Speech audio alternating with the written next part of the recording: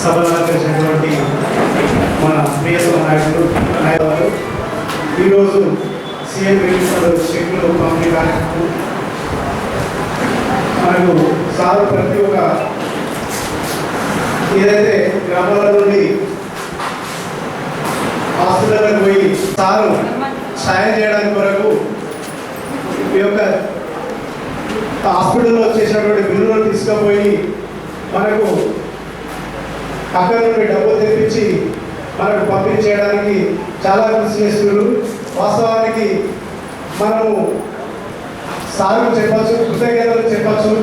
తీసుకురావడానికి ప్రతిసారి హైదరాబాద్ పోయినప్పుడల్లా ఆ యొక్క సీఎం పనుల గురించి నిజం చెప్పాలంటే ఏ కాన్స్టిట్యున్సీలో కూడా ఇంత మంచిగా లేదు. మన కాన్స్టిట్యున్సీలో ఒక దాదాపుగా 5-6 స్టాఫ్లు పెట్టి ఏ ఒక్క పేపర్ లేకున్నా మళ్ళా వాళ్ళకి అర్థమయ్యేటట్టు చెప్పి వివరించి స్థాయి నాయకులు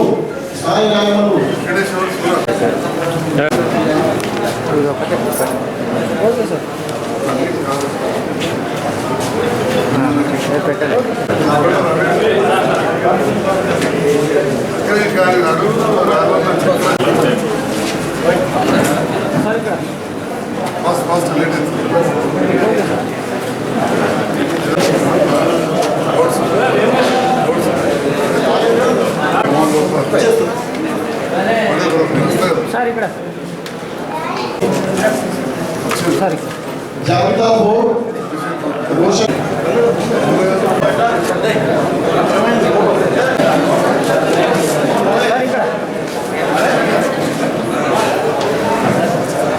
అందరినీ ఆదుకుంటున్న మన సంజయ్ సార్ ముందు ఇంకా ఎన్నో కార్యక్రమాలు చేసి మన కాన్స్టిట్యూన్సీని అభివృద్ధి పథంలో తీసుకుపోతారని ఆశిస్తూ ఇది ఒకటే కాదు, సార్ ఇప్పుడు తిరుపతి చెప్పినట్టు ప్రతి దాంట్లో ఇన్వాల్వ్ అయ్యి ప్రతి దానికి అందరికీ అందుబాటులో ఉంటూ అన్ని వర్గాలకు సేవ చేస్తూ ప్రతి గ్రామాన్ని అభివృద్ధి పరుస్తున్నందుకు వారికి ప్రత్యేక ధన్యవాదాలు. ఇంకా ముందు ఇలా చేస్తారని ఆశిస్తూ ఈ అవకాశం ఇచ్చిన పెద్దలు సంజయ్ సార్ గారికి నమస్కారం. సంజయ్ అన్న మా అందరి కోసం, అయిన కోసము వేరే దాంట్లో పోలేదు, మనందరి కోసం. అంటే ఇక్కడికి వచ్చినటువంటి చెక్కులు ఏవైతే తీసుకుంటున్నామో ఎక్కడ కూడా ఇంత గొప్పగా జరగట్లేదు. మా సర్పంచ్ల బాధలు చాలా గ్రామాలలో అంటే తెలంగాణ వ్యాప్తంగా చాలా మంది బాధపడుతూ రోడ్లు ఎక్కినటువంటి సందర్భం ఉన్నది.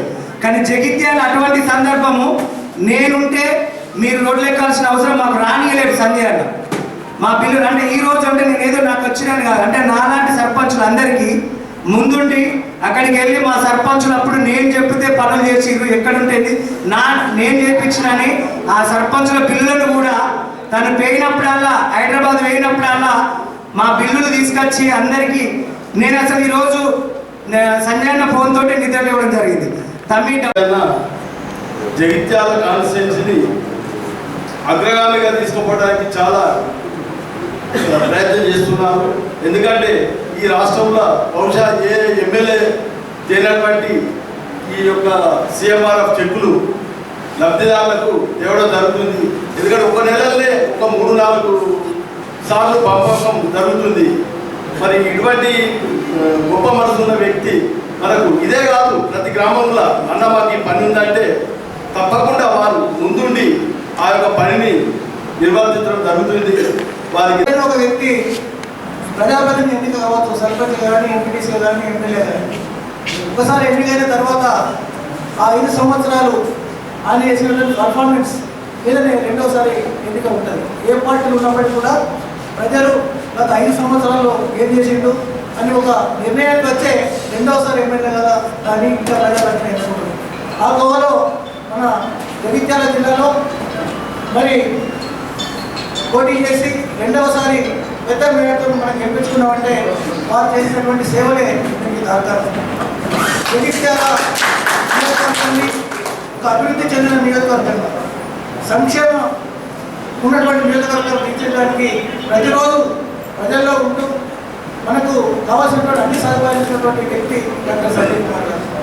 అనేక రాజకీయాలు మనం చూస్తున్నాం. సంజయ్ కుమార్ గారు అభివృద్ధి కార్యక్రమాలు, సంక్షేమ కార్యక్రమాలు ముందు తీసుకుపోతుంటే కొంతమంది ఓర్వలేక కాళ్ళలో కట్టబెట్టిన నిటారుగా నిల్చుండి మన కొరకు పోరాటం చేసే వ్యక్తి డాక్టర్ సంజయ్ కుమార్ గారు. కాబట్టి ఇవాళ మీరందరూ కూడా ఒక సేవ చేసే గుణం అని చెప్పి నాకు రాజకీయాల్లో నాకు ఈ అవకాశం ఇచ్చింది.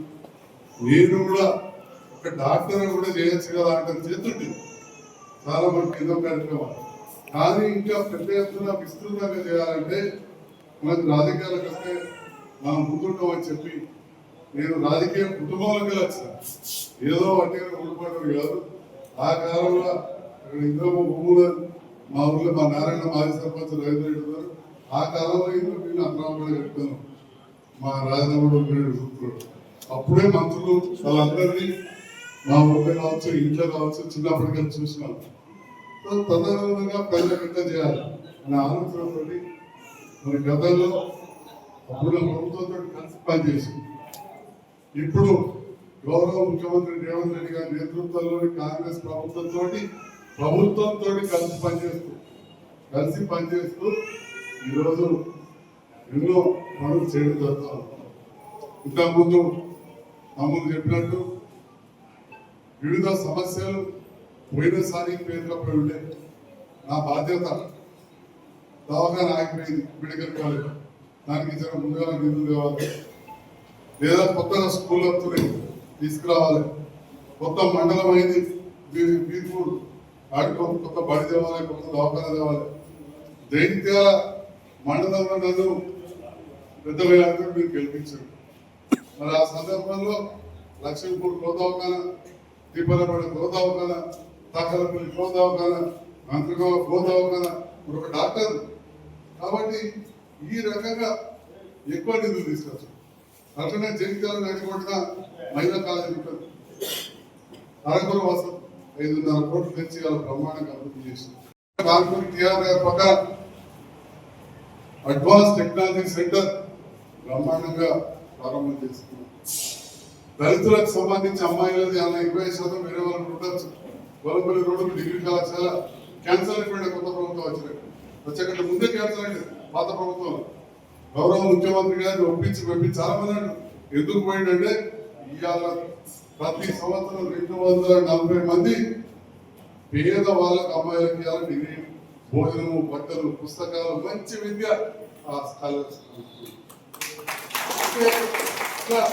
మనం ప్రభుత్వంతో కలిసి పనిచేయడం వల్ల ఎన్నో కార్యక్రమాలు జరుగుతాయి. మనం చూసాం ఈ ప్రభుత్వం మారినాక దీనికి అటే ఉండేది. నా పక్కన ఇటు చూసే వరకు ఒక ఎంపీ పోయాడు అంటే అరే ఎందుకు వెళ్ళాలంటే మరి పనులు బాగా వస్తారు. ఇటు చూసే వరకు మున్సిపల్ చైర్మన్ పోయాడు, ఇటు చూసే వరకు ఇంకో ఎంపీ పోయాడు, మా కౌన్సిలర్లు పోయారు. అంతా కార్పొరేషన్ గెలుచుకోలేదు. కండపగప్పులో లోదంటే చేతి గుర్తు ఉంటాం, కారు గుర్తు మీద గెలుచుకోవాలి, కండగప్పులు చేతి గుర్తులు జయించాలే కప్పారు. ఇక ఇప్పుడు మాట్లాడుతుంటారు, నేను మర్చిపోదలుచుకోలేదు. మరి గౌరవ ముఖ్యమంత్రి గారి సహకారంతో ఇప్పుడే మా పులాస నాయకులు వచ్చే కమిటీలు వేసుకున్నాం, బీర్పూర్ కమిటీ వేసుకున్నాం. నాకు ఒక శిష్యులు లెక్క సర్పంచ్ ఇబ్బంది పడ్డారు. అట్లా చాలా మంది వాళ్ళ బిల్లులు తీసుకెళ్తే కదా హైకోర్టు కృతజ్ఞతలు చెప్పినందుకు కూడా తమ్ముడికి చిన్నవాడైన ధన్యవాదాలు తెలియజేస్తా ఉన్నాను. సతీష్ గారు గ్రామ పంచాయతీ కూలగొట్టుకున్నాడు, ఊళ్ళో అంటున్నారు గ్రామ పంచాయతీ కూలగొట్టి సతీష్ కట్టకపోయాడు. మరి బిల్లు అంతా రాదు తెలియదా నా ఇంట్లో ఉండే నేను భరోసా ఇస్తున్నా, అది నీ గౌరవం కాపాడుతుందని చెప్పి సందర్భంగా తెలియజేస్తా ఉన్నా. మరి ఎట్లా చెప్పాలనుకున్నా అంటే ఇలా గౌరవ ముఖ్యమంత్రి రేవంత్ రెడ్డి గారి సహకారం ఉంది కాబట్టి, ఆ ప్రభుత్వ సహకారం ఉంది కాబట్టి ఇలా రాష్ట్రంలో గోదాములు ఎక్కడైనా మనం పంట పండించేది దాచిపెడుతుందంటే జగిత్యాల నియోజకవర్గంలో ఇక్కడ జాబితా కడుతున్నాం. పోయి చూసారని చెప్పి రాష్ట్రంలో ఎక్కువ అంత ధైర్యంగా చెప్తున్నా. ఇంకా ఇస్తాను మంత్రి గారు తుమ్మల నాగేశ్వరరావు గారు కొద్దిగా సాటిపల్లి దాగా చూపెట్టుకున్నాను చెప్పారు. మా గంగారెడ్డి అజ్ఞాన శంకరాన్ని అడుగుతున్నాడు, చూపెడితే అలా కూడా బ్రహ్మాండాన్ని కట్టిస్తారు. అంటే ఈ రకంగా విద్య కావచ్చు, వైద్యం కావచ్చు, వ్యవసాయం కావచ్చు, ఇవన్నిటి కూడా ప్రభుత్వంతో కలిసి పనిచేస్తున్నాం. కొంతమందికి కొద్దిగా అనిపిస్తుంది అరే అటుకెళ్ళి కలిసి మళ్ళీ ఇందిరామ్మ అంటున్నాను. ఆ అరటంలో అంతకుముందు ఇందిరాగాంధీ ఇంట్లో ఎదురు నాకు ఎరికే ఇందిరాగాంధీ జీతాలకు వచ్చినప్పుడు, ఇందిరామ జీతాలకు వచ్చినప్పుడు ఇందిరామ్మ ఇంట్లో అతనికి వచ్చి వాళ్ళు ఇందిరామ్మ ఫోటో పెట్టుకోవడం, ఇందిరామ్మ పేరు పెట్టుకోవడం, అవన్నీ ప్రభుత్వాలలో కలిసి పనిచేసేట్లా ప్రజల కోసం ఖచ్చితంగా వెళ్తాం. ఇవన్నీ చూసుకుంటూ ముఖ్యంగా ఎందుకు గెలిపిస్తారు? ప్రజలు సేవ చేయాలని గెలిపిస్తారు, పని చేయాలని గెలిపిస్తారు, మంచిగా కలిసిమెలిసి ఉండాలని గెలిపిస్తారు. దాంట్లో నాకు మళ్ళీ అవకాశం ఇచ్చారు.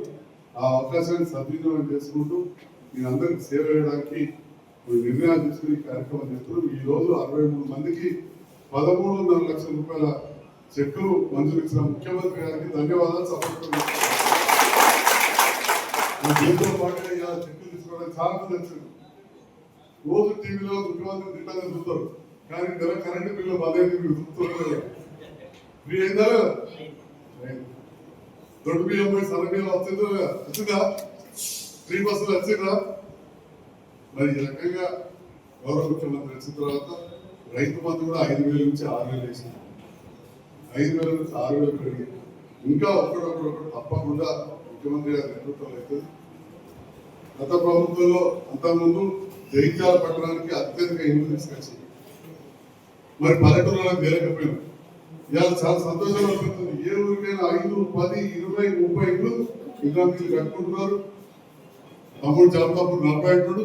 కళ్ళపల్లి కానీ అయితే 2 ఇల్లు మొత్తం కట్టించిన మా సర్పంచ్ శేఖర్ గారు. గృహప్రవేశం కూడా అయిపోయింది, ఇళ్లలో కూడా పోయింది. అంటే ఆ రకమైన మంచి కార్యక్రమాలు మళ్ళీ ఇంద్రమ్మ రాజ్యంలో రేవంత్ రెడ్డి గారి నేతృత్వంలో జరుగుతుంది. దాంట్లో మేమందరం కూడా భాగస్వామ్యం అయినందుకు సంతోషపడుతూ ఈనాటి కార్యక్రమం కొనసాగించిన మా పాత్రికేయులు